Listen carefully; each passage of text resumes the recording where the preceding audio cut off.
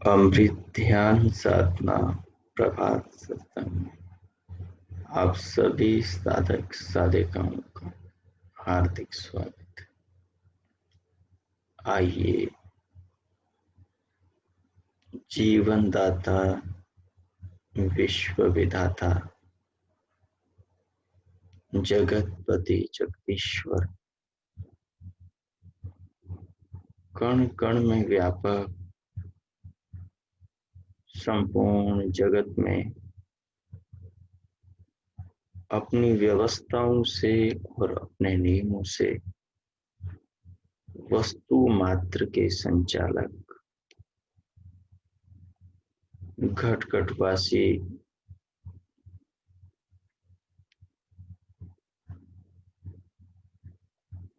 अंतर्यामी आत्मनिवासी परमात्मा का ध्यान भजन उनके उपकारों का स्मरण और अनुभव करने के लिए कोई भी अनुकूल आसन लगाइए जिसमें स्थिर होकर सुखपूर्वक ध्यान पर्यंत बैठकर उस दीनदयाल का परम करुणा और आनंद के महान सागर प्यारे प्रभु का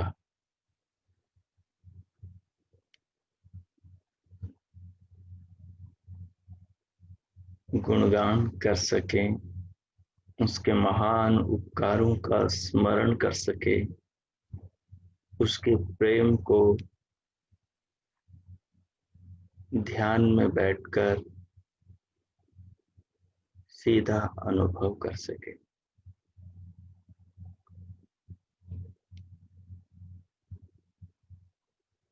भगवान के ध्यान के सेतु द्वारा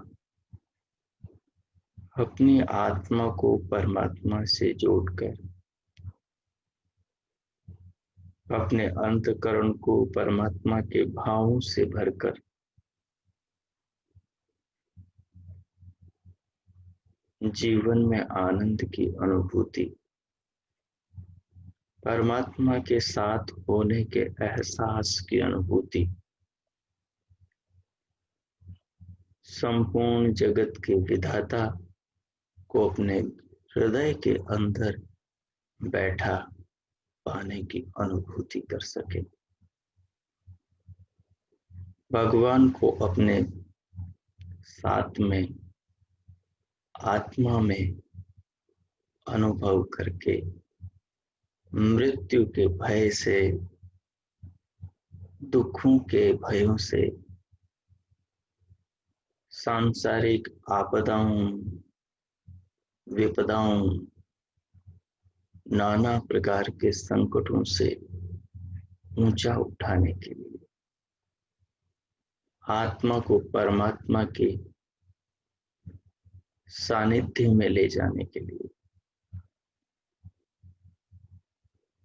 भगवान के भाव से जो यथार्थ ज्ञान है, जो जगत में व्यवस्थाएं हैं,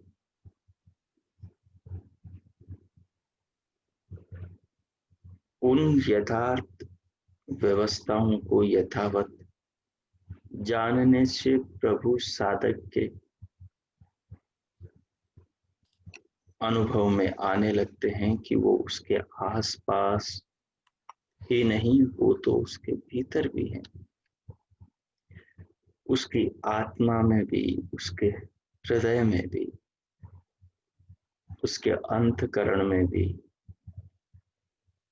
उसके सूक्ष्म शरीर, कारण शरीर और स्थूल शरीर में भी, उसके शरीर के पांचों कोषों, दसों प्राणों में भी वो विधाता उसके चित्त में, उसकी बुद्धि में, उसके अहम भाव में, उसके मन, ज्ञानेंद्रियों और कर्मेंद्रियों में, यहाँ तक कि वो आंखों से जिन दृश्यों को देखता है, उन दृश्यों में कानों से जिन शब्दों को सुनता है, जिस नाद को सुनता है, उस नाद और उन शब्दों में त्वचा त्वचा से जिन जिन को अनुभव करता, स्पर्श करता, उन सारे स्पर्शों में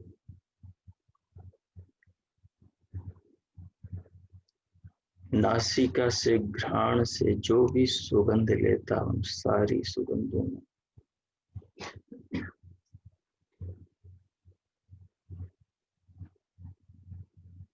रसना से जिन भी पदार्थों का रस लेता, उन सारे रसों में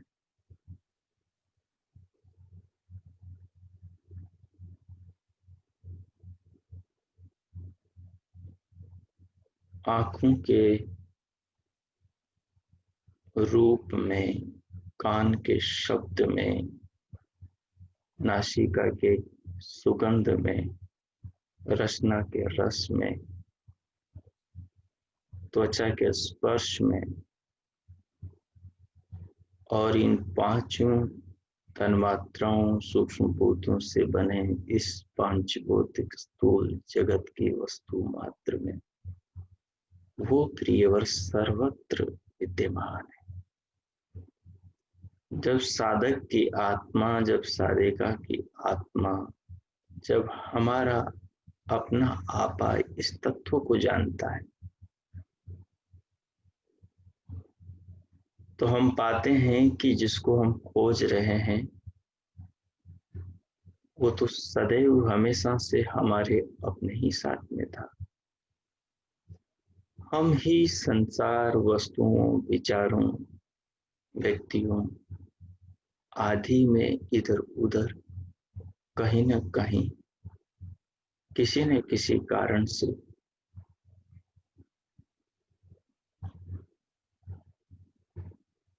भटके हुए थे, चिपके हुए थे, उलझे हुए थे, अटके हुए थे, लगे हुए थे।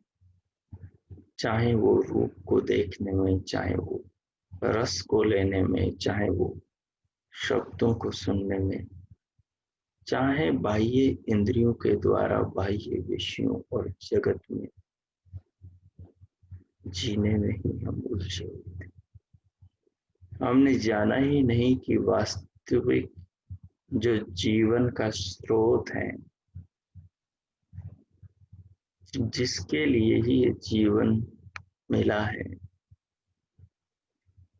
जो वास्तविक जीवन का प्रयोजन है, जिस परम योग तक सारे भोग पहुंचाते हैं, सारे भोगों का जो उद्देश्य, सारे भोगों का जो सिरमौर है, या यूं कहें तमाम भोगों में जो आनंद है, सुख है, वो सारा सुख उस महान परम भोग परमेश्वर के आनंद के सन्मुख अति तुच्छ है। चंद्रमा की 16वीं कला के बराबर भी नहीं।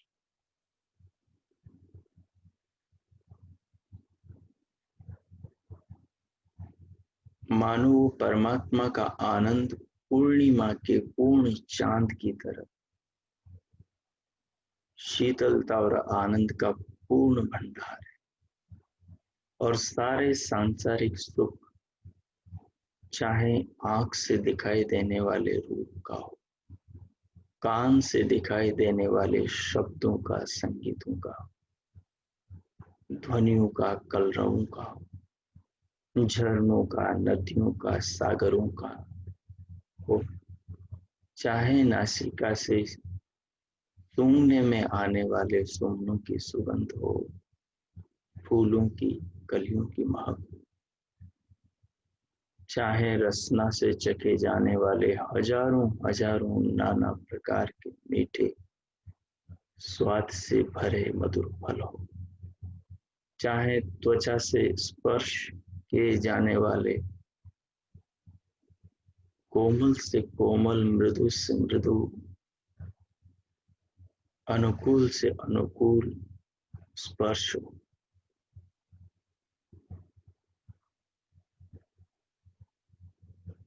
चाहे जैसी आकृतियां हो, चाहे जैसे रूप रस गंध आदि से जुड़े पदार्थ हो, इन सब का जो आनंद है, सारी दुनिया का जो आनंद है, शरीर का जो सुख है, वो सारे के सारे तमाम सुख चंद्रमा की 16वीं कला के बराबर भी नहीं। और उस पूर्ण परमात्मा का जो आनंद है, मानो पूर्णिमा के चांद के बराबर, पूर्णिमा के चांद की तरफ पूर्ण है। पूर्णिमा के चांद में और 16वीं कला पतली सी कोर में कितना अंतर है।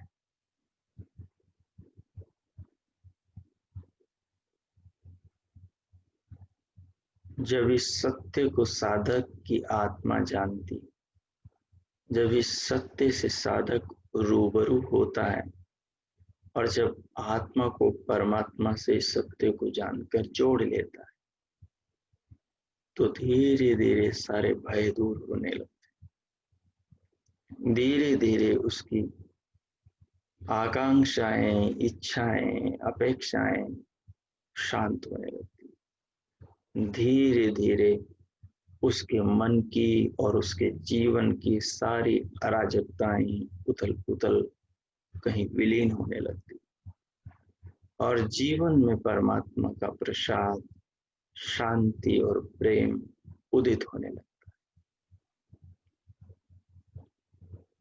जीवन मंगल, जीवन कल्याण के मार्ग पर चल पड़ता है, और धीरे धीरे जीवन एक दिन सफलता के शिखर को,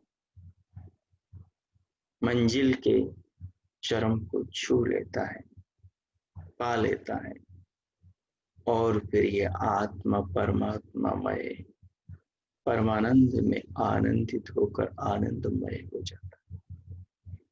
तो जीवन साधक का सफल हो जाता है। तो वास्तविक सुख तो संसार में है ही, पर जो संसार में सुख है वो आदमी को जीने के लिए उत्साहित करता रहता है, वो आदमी को कोई न कोई आशा की डोर से हमेशा बांधे रखता है। जब तक मनुष्य आशाओं से बंधा है, जब तक मनुष्य कल के लिए दौड़ रहा है, तब तक मनुष्य के शरीर में बल होता है, तब तक मनुष्य गतिमान, गतिशील होता है।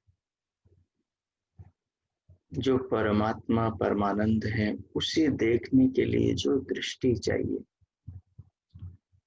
वो दृष्टि तभी साधक को मिलती है जब वो शास्त्रों का और ऋषि महर्षियों के तत्व ज्ञान का अवलंबन करता है।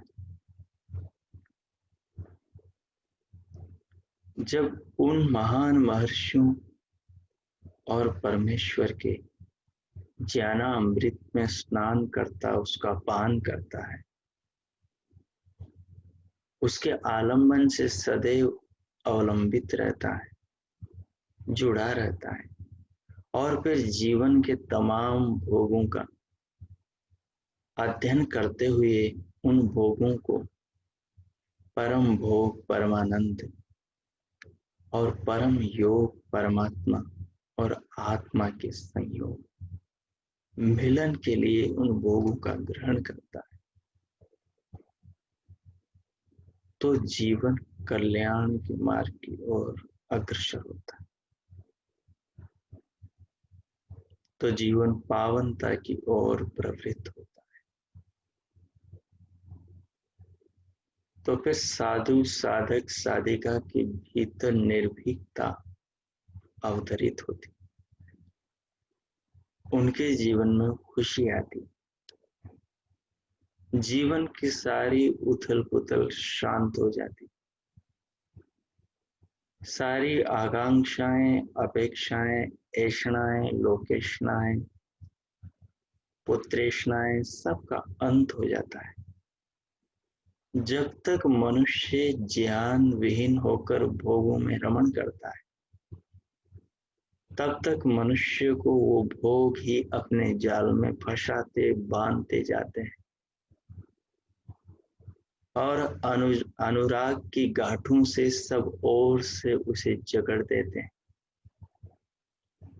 भोगों में भरी जो आसक्ति है, भोगों में भरा जो राग है, भोगों में भरी जो तृष्णा है, वो मनुष्य के मन को इस तरह मलिन करती है कि वो उन भोगों के ऊपर देख ही नहीं पाता कि एक महान आनंद का भंडार भी है कोई, जो युगों से उसकी प्रतीक्षा कर रहा है, जो हजारों हजारों ऋचाओं के द्वारा उसे बुला रहा है, जो अपने पुत्र ऋषि मुनियों के द्वारा न जाने कब से उसके द्वार, उसके घर, उसके कानों तक अपने संदेश पहुंचाए चले जा रहा है। लेकिन ज्ञान का प्रकाश मनुष्य के हृदय और उसके मस्तिष्क, उसके आत्मा और उसके अंतःकरण में न होने के कारण यह आदमी दिनों दिन कल के इंतजार में, कल की उपासना में, स्व की भक्ति में ही लगा हुआ है। ये कल राजा बनना चाहता है, ये कल सम्राट होना चाहता है, ये कल संसार के सारे वैभव पाना चाहता है और सारे वैभवों को पाकर समृद्धिशाली और महान जगत का प्रभु बनना चाहता है। लेकिन जगत की हर वस्तु परिवर्तनशील है, ये सत्य जब तक इसके दिमाग में नहीं घुसता, तब तक ये आदमी क्षण भंगुर इस संसार की वस्तुओं के पीछे भागता ही रहता है। ये समझता है जो मिला नहीं उसमें वो सुख है जो उसे पूर्ण रूप से तरबतर कर देगा और फिर दोबारा और सुख की अपेक्षा जीवन में न हो। लेकिन वस्तुतः सत्य ये है कि जो मिला नहीं वही सोना है, जो मिल गया वो मिट्टी। चाहे संसार का कोई भी पदार्थ हो, चाहे मनुष्यों के, स्त्री पुरुषों के शरीर हो, चाहे अपनी संतति की, सुमनों की मनोहारी मनमोहक छवियां हो, चाहे आलीशान भवन महल अट्टालिकाएं हो, चाहे जीवन में कैसा भी कुछ हो, जब तक नहीं मिला तब तक सोना है हर कुछ, जब मिल गया तो सब कुछ मिट्टी है।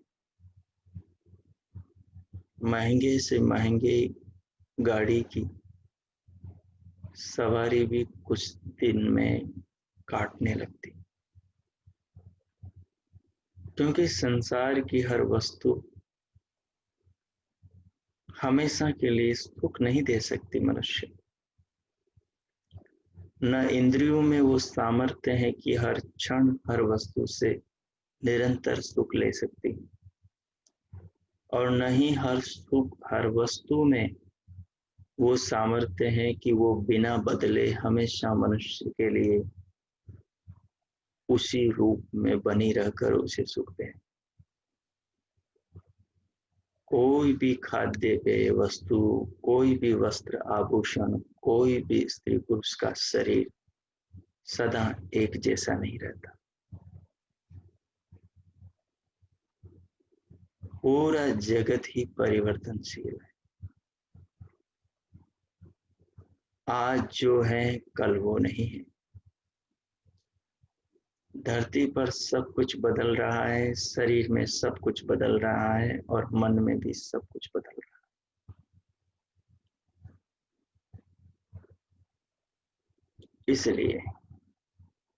इसलिए जीवन को जानना अति आवश्यक है। जीवन को बिना जाने और समझे जीवन मनुष्य के लिए नरक बन जाता है। वो हर समय उसे काटता है, वो हर समय उसे दुख देता है। सारा जीवन, सारा जगत संसार की वस्तु मात्र मृग तृष्णा के जल की भांति आदमी को अपनी ओर आकर्षित कर रहे हैं। लेकिन जब आदमी उस सुख के पास, उस मृग तृष्णा के जल के पास दौड़ के पहुंचता है तो उसको सिवाय मरुस्थल के कुछ नहीं मिलता, बल्कि उसकी प्यास और बढ़ जाती। सारे भोग यही काम करते हैं। ये आदमी के अंदर प्यास, उनके प्रति लालसा, उनके प्रति आसक्ति, अनुराग और पैदा कर देते हैं। और भोगों की चाह की अग्नि को मनुष्य के मन में दावानल बना देते हैं और आदमी इन लालसाओं में भूखा भेड़िए की तरह संसार की वस्तुओं के संग्रह में सबसे महत्वपूर्ण, सबसे महान अवसर, इस जीवन को, सबसे कीमती समय को क्षणभंगुर पदार्थों की प्राप्ति के लिए तबाह कर देता है, जिंदगी को बर्बाद कर देता है। और जब बूढ़ापे की मृत्यु की चौखट पे पहुंचता है तब तक सब कुछ समाप्त हो चुका होता है। तब तक उसके जीवन में सब ओर से अंधेरा छा चुका होता है। तब तक उसके जीवन में सारे आशाओं के सूर्य मलिन होकर प्रकाश खो चुके होते हैं। और यदि कुछ चमचमाता हुआ उसे आकर्षित भी बुढ़ापे में कर रहा हो तब तक उसकी इंद्रियां जवाब दे चुकी होती। अब दांत जा चुके होते हैं, अब आंखें पथरा चुकी होती हैं, अब श्रोत्र श्रवण शक्ति भी बूढ़ी होकर जर्जर हो गई होती और अब चमड़ी भी, त्वचा भी लटक चुकी होती।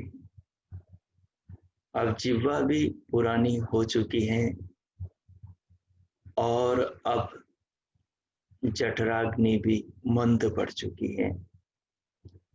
अब आमाशय, किडनी, लीवर सब बूढ़े हो गए हैं। अब घुटने भी जवाब दे चुके हैं।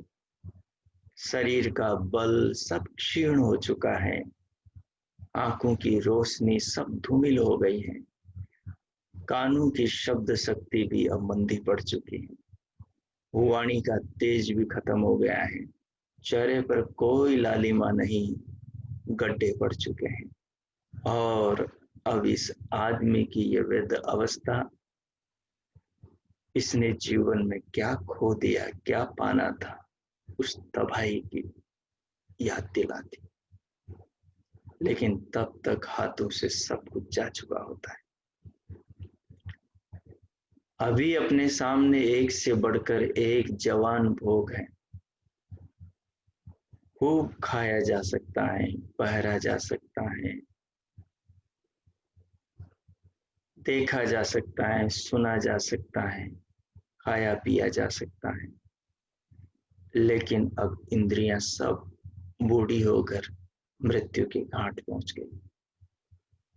अब आदमी कुछ नहीं कर सकता। न जीवन भर लगाकर जो धनार्जन किया है उस धन का व्यय करके कुछ भोग सकता है। अब वो धन भी काटने लगता है। सब बच्चे जिन पर जिंदगी लुटा दी वो सब इसकी तरह विषयों के पीछे भागने में सब मशगूल हैं, सब खोए हुए हैं। उसी दौड़ में वो लगे हैं जो जिस दौड़ में कल ये आदमी, ये औरत, ये इंसान लगा। उनको कहाँ इसकी फिक्र कि ये किस दुख से, किस दर्द से, किस पीड़ा से, किस पश्चाताप से गुजर रहा है। मनुष्य को महान संदेश ऋषियों ने सारे जीवन को पढ़कर, समझकर, अनुभव करके दिया। पर आदमी ज्ञान के द्वारा जगत को जीने की कला को छोड़ करके अज्ञान में डूबकर संसार के भोगों में उलझ पड़ा।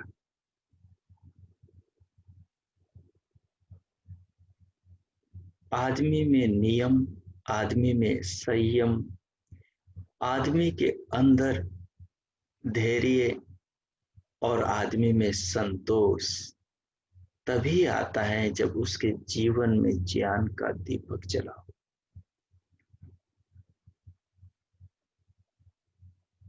जब आदमी के भीतर ज्ञान का दीपक, ज्ञान का अंकुश हो, तभी मन उसके कंट्रोल में रहता, तभी मन उचित अनुचित के लिए देह की इंद्रियों से पुरुषार्थ कराता है। पुरुषार्थ पुरुष के प्रयोजन के लिए 10 इंद्रियों से काम करता है। और जब ये ज्ञान का भीतर प्रकाश न हो, अज्ञान का पूरे अंतकरण में अंधकार फैला हो, तो फिर मनुष्य का मन उस अंधकार में उल्टी सुलटी दिशाओं में इसे भटकाता है।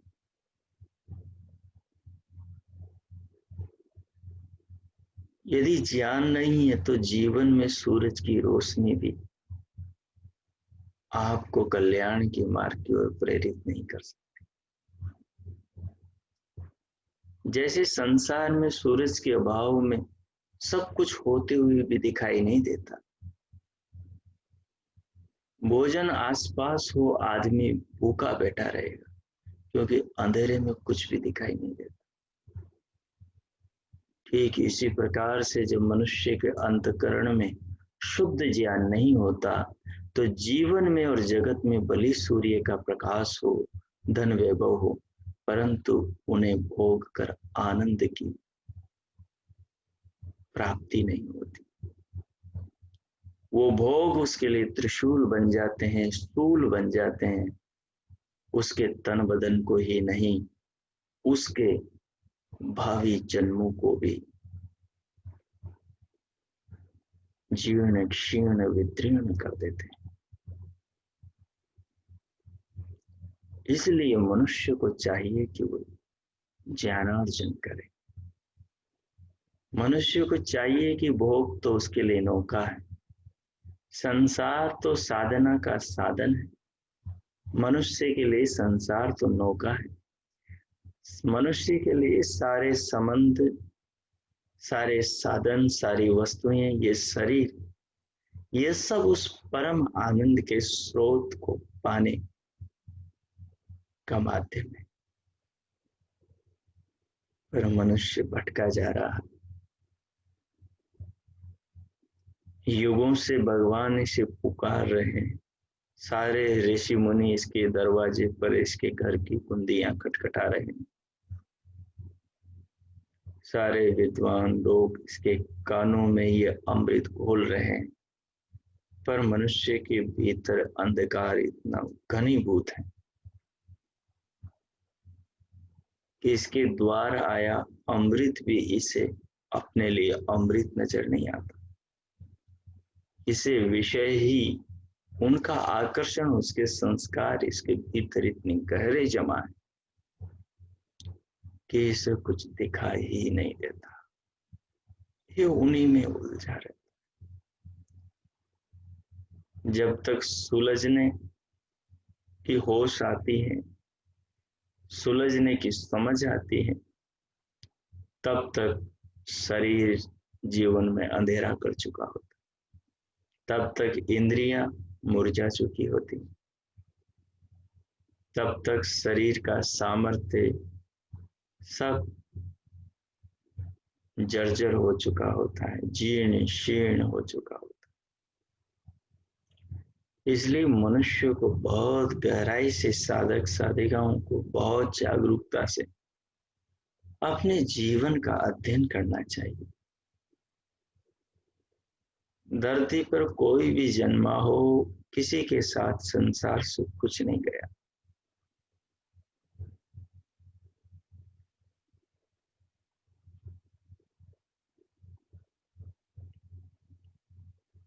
किसी की कोशिश सफल नहीं हुई। हर एक इस धरती पर नाकाम और लाचार होकर गया है। हर एक रोता बिलखता और तड़पता हुआ गया है। हर एक पश्चाताप की अग्नि में झुलसता हुआ गया है।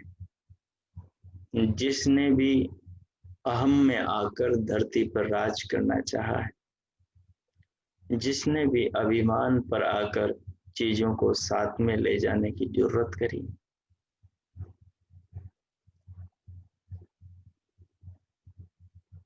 जिसने भी अपने आप को बलवान और महानायक समझा है, उसकी धज्जियां सृष्टि के नियमों ने, उसके क्रूर को भगवान की व्यवस्था ने चकनाचूर कर दिया है। इसलिए जीवन के अंतिम क्षणों में भी आनंद की अमृत धारा में नहाते हुए, उसका पान करते हुए जीवन से जाने का स्वप्न देखते हो, तो अपने हृदय के आंगन में अध्यात्म की ज्योत जलाओ।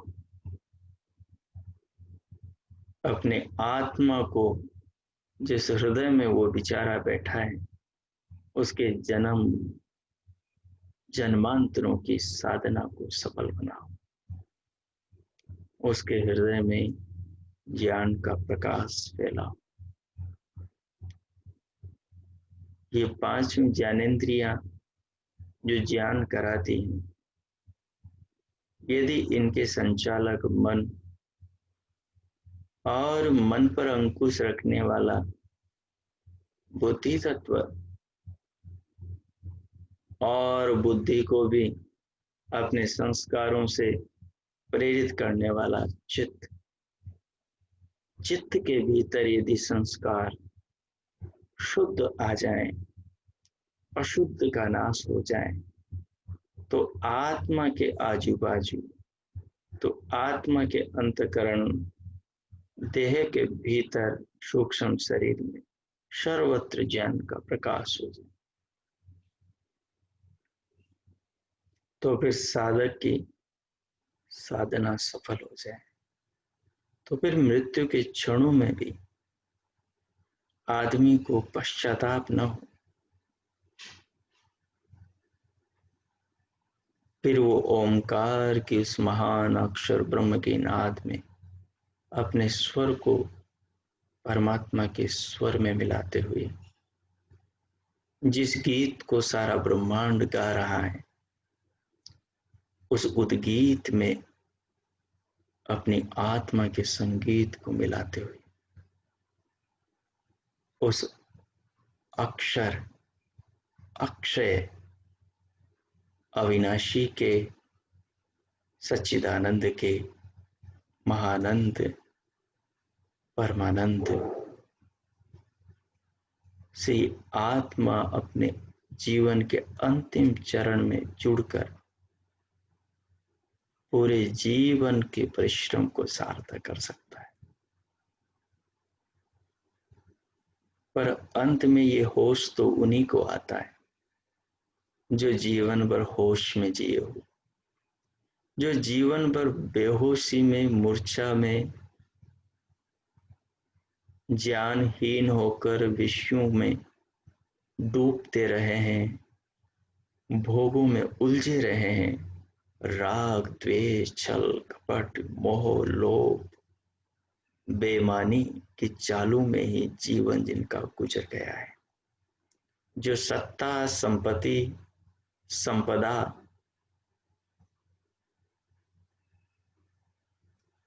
के पासों से ही हमेशा बंधे रहे हैं, जो इस माया के दलदल में ही हमेशा धसे रहे हैं,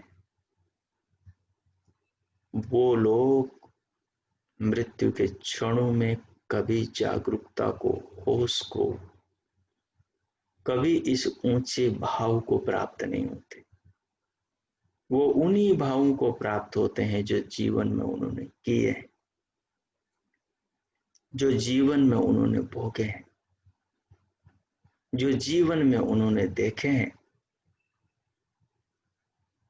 जीवन भर वो जिन भोगों के लिए संघर्ष करते रहे हैं और आंखों से, कानों से, जिह्वा से, त्वचा से, नाक से जिन चीजों को, वस्तुओं को भोग कर उनके संस्कार अपने चित्त में, अपने अंतःकरण में जमा करते रहे, वही संस्कार वृत्तियां बनकर, विचार बनकर, थॉट बनकर,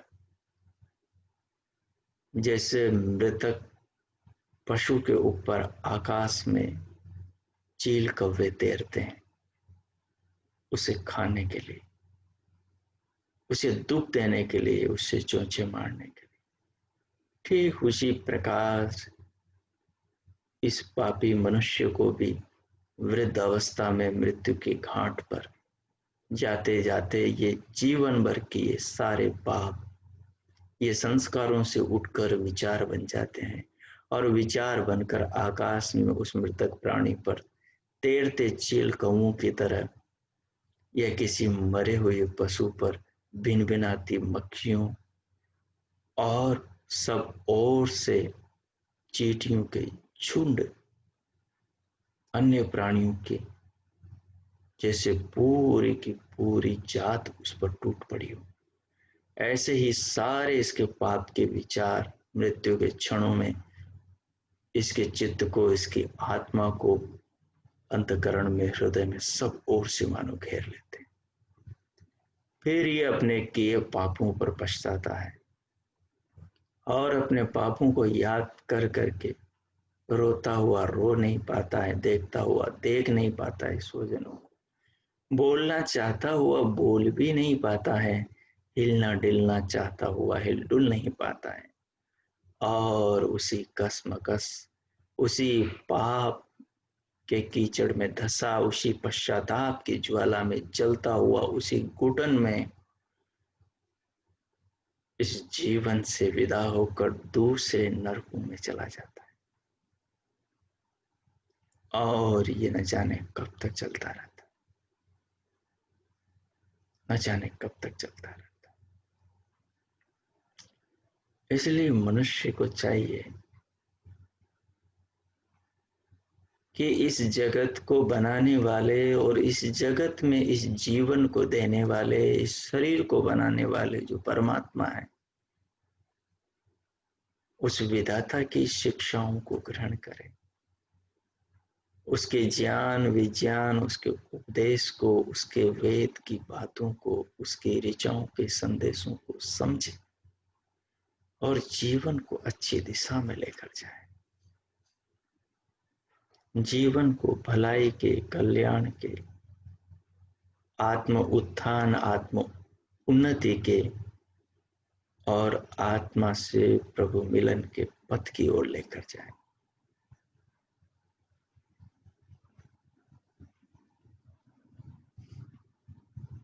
विषयों के, लालसाओं के अधीन न हो, अहंकार के, अभिमान के, मिथ्या लोकाचार के, व्यर्थ प्रदर्शन के, दूषित अभिमान और सम्मान के और सांसारिक पाखंड के जाल में न उलझे। मनुष्य को चाहिए कि उसकी आत्मा जो उसे कह रही है वो अपनी आत्मा की सुने और अपने शरीर इस नौका को उस पथ से ले चले, उस मंजिल की ओर ले जाए जो उसकी आत्मा चाहता है। वो अपनी आत्मा की बात सुने, अपने आत्मा में बोलते परमात्मा की बात सुने।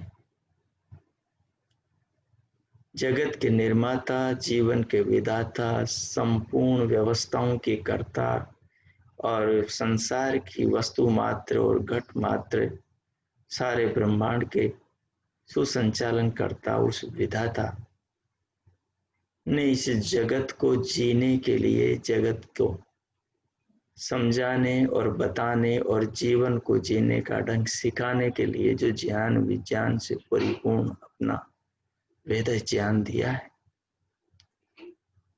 वो भगवान की उस अमृत वाणी, ईश्वरी वाक, वेद की ऋचाओं में सत्य का अमृत ग्रहण करे और उस शाश्वतता की ओर आगे बढ़े।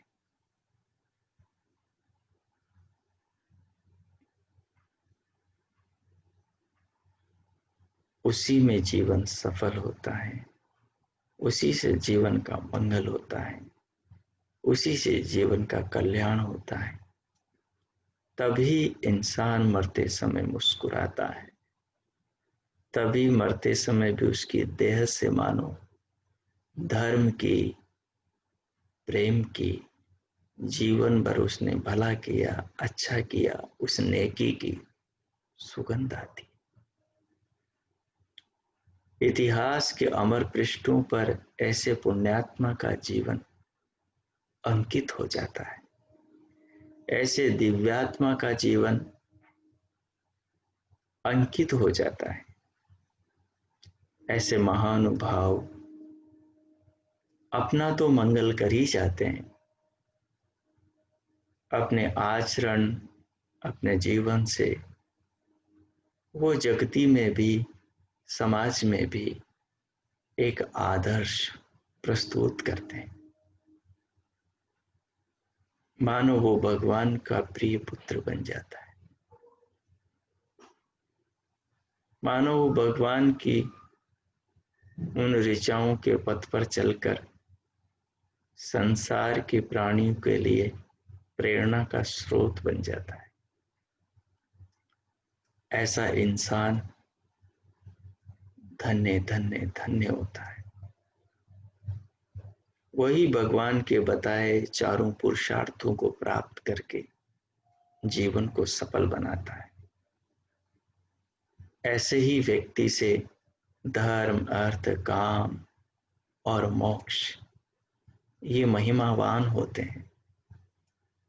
ये चारों पुरुषार्थ, तीनों पुरुषार्थ और चौथा महापुरुषार्थ, ये शास्त्र का उपदेश उसी व्यक्ति के द्वारा संसार में फलित होता है, उसी के द्वारा ये उपदेश सार्थक होता है। जो जीवन में धर्म पूर्वक धनार्जन करता है, जो जीवन में धर्म पूर्वक किए धनार्जन को उन कामनाओं में व्यय करता है जिन कामनाओं में व्यय करके उसे मोक्ष की प्राप्ति होती हो। जन्म मरण के दुखों में खींच कर लाने वाला जो मोह है, उस मोह का क्षय ही तो मोक्ष है। जब इंसान का कर्म पवित्र होता है और पवित्र कर्म से जब वो परिश्रम के पसीने से जब वो सुगंधित धनार्जन करता है और परिश्रम के पुण्य से अर्जित जब वो उस धन को उन कामनाओं की पूर्ति में लगाता है जिन कामनाओं से उसका आत्मा सांसारिक बंधनों से मुक्त हो जाता है, वही परमानंद, परम मोक्ष, अपवर्ग, निर्वाण, मुक्ति को प्राप्त होता है। इसलिए मनुष्य को चाहिए, इसलिए हम सबको चाहिए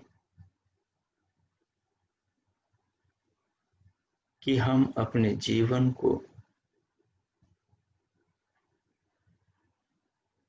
अच्छे से अपने चिंतन का विषय बनाएं। पांचों इंद्रियों से केवल बाहर ही न देखें, कभी इनको अंतर्मुखी होकर अपने बारे में भी सोचें। कितने साल बीत गए जीवन के और कितने शेष बचे हैं, और जो काम करने के लिए इस दुनिया के निर्माता विधाता ने यहाँ भेजा, ये शरीर दिया है, वो काम कितना किया है, जरा ये भी तो सोचे प्राणी। ये कितना महत्वपूर्ण है, जरा इस पर भी तो विचार करें कि वो पिछले जन्म जन्मांतरों में जो पुण्यार्जन किया था, उस पुण्य के फलस्वरूप जो ये मनुष्य जीवन मिला है, जाति, आयु और भोग मिले हैं। मनुष्य जाति और उस जाति में कर्मानुसार उम्र और आयु और भोग संसाधन मिले हैं। उनका वो किस दिशा में प्रयोग कर रहा है। पिछले जन्म जन्मांतरों के पुण्य फल को इस जीवन में खर्च किए जा रहा है और अब पाप जमा कर रहा है। न जाने पिछले कितने जन्मों में किए पीछे के मनुष्य जन्म के पापों को उसने धोया है, भोगा है, और इस जन्म में आकर और नए पाप कर रहा है, और फिर कितने जन्मों तक उन पापों को फिर नाना योनियों में भोगना पड़ेगा। ये समझदार आदमी का लक्षण नहीं। ऐसे आदमी को बुद्धिमान नहीं कहा जा सकता, जो अपने पैरों पर खुद कुल्हाड़ा मारे और भगवान से गुहार लगाए, आप मेरी रक्षा करो। ऐसा इंसान बुद्धिमान नहीं हो सकता। इसलिए हमें चाहिए हम बुद्धिमान बने। पूज्य महर्षियों ने प्रभु से यही तो प्रार्थना की, याम मेधाम देवगणाः पितरश्चोपा। हे प्रभु, हे दीनदयाल, हम लोग उस मेधा की, उस प्रज्ञा की, उस समझ की, उस बुद्धिमत्ता की, उस समझदारी की उपासना करते हैं, जिसकी उपासना कभी हमारे पितरजन करते थे, और वो आज ही हमें दे दो। 2 दिन बाद नहीं, अभी दे दो प्रभु, क्योंकि अब हम बुद्धिपूर्वक आपके बताए अनुसार जीवन को जीना चाहते हैं।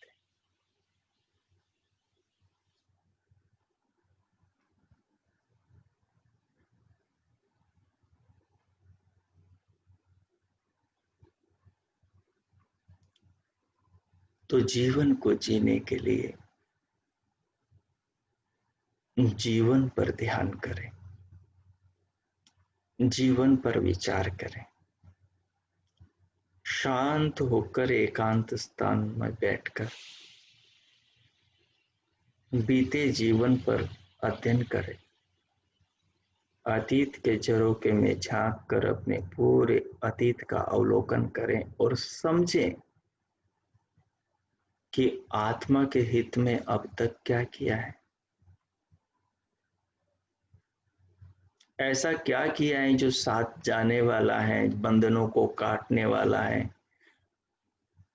और दुख की दिशा में नहीं, आत्मानंद परमानंद की राह की ओर ले जाने वाला है। ऐसा क्या किया है बीते जीवन? नहीं तो संकल्प लें, आगे से सब कुछ ऐसा करेंगे जिससे ये आत्मा उस परमात्मा की ओर बढ़ सके। इस धरती का, इस शरीर का, इस संपूर्ण संसार का जो उद्देश्य है इसके बनाने के पीछे, जो भगवान का संदेश है, प्रयोजन है, वो एकमात्र आत्मा को जन्म मरण के बंधनों से छुड़ाकर मुक्ति की प्राप्ति कराना है। जो सांसारिक वैभवों का सुख है वो उसके सामने चंद्रमा की 16वीं कला के बराबर भी नहीं। इस तत्व को समझें और जीवन को मंगल और कल्याण की दिशा की ओर लेकर चलें। अपने हृदय में ज्ञान का दीप जलाएं, अपने अंतर जगत को ज्ञान से प्रकाशित करें और अपने आत्मा को परमात्मा की छत्र छाया में, उनकी भावना में, उनसे जोड़ के रखें। संसार भोग की वस्तु है, लेकिन संसार को साधन बनाएं। सब खाने पीने की चीजें, पहनने ओढ़ने की चीजें, वस्त्र आभूषण, संसार में जो विधाता ने व्यवस्था बनाई है, जन्म से लेकर मृत्यु पर्यंत, उस सारी व्यवस्था का पालन करें, परंतु ज्ञानानुसार जीवन को जिए और जीवन को कल्याण की दिशा में लेकर जाए। उसी में इस जीवन की परम धन्यता है, परम सफलता है। ओ, अब आप आगे 2-3 मिनट तक इस सारे चिंतन, ध्यानमय चिंतन के भाव को अपने ध्यान में रखकर भगवान से जो आपके हृदय में भावनाएं जुड़ी बनी हो, उन भावनाओं को भगवान के प्रति अर्पित करें। जो संकल्प के भाव जागे हो, वो संकल्प ईश्वर को साक्षी मान के करें और अपनी आत्मा को उसके कल्याण के मार्ग पर ले जाने के लिए भगवान से प्रार्थना करें। मैं मौन होता हूं। अगले 2-3 मिनट शांत होकर भगवान का धन्यवाद करें और जीवन को परम मंगल की दिशा के लिए प्रेरित करें, संकल्पित करें। ओम।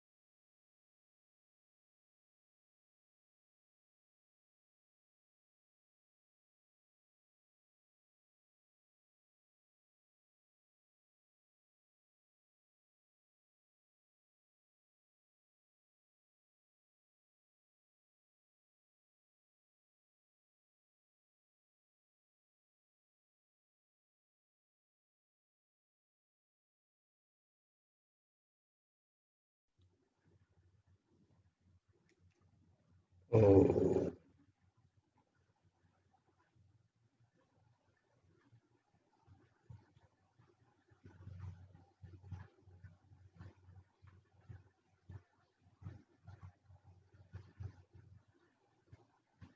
ओ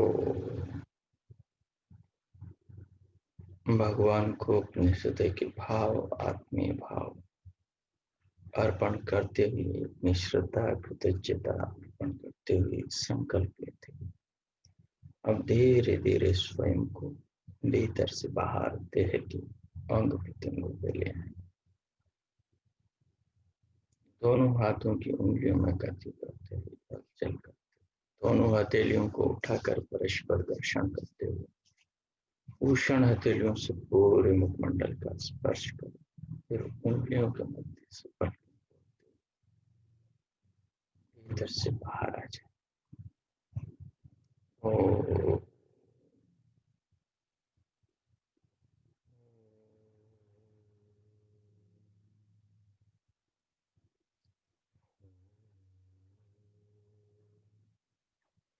शांति शांति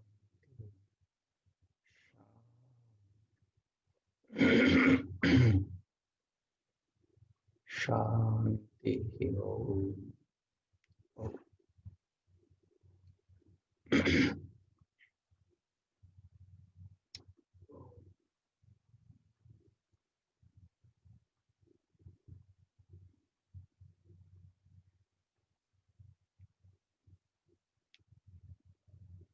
आप सबका आज का दिन मंगलमय हो, शुभ हो, सुखद हो, कल्याणकारी हो। परमात्मा से सबके लिए बहुत बहुत मंगल कामनाएं।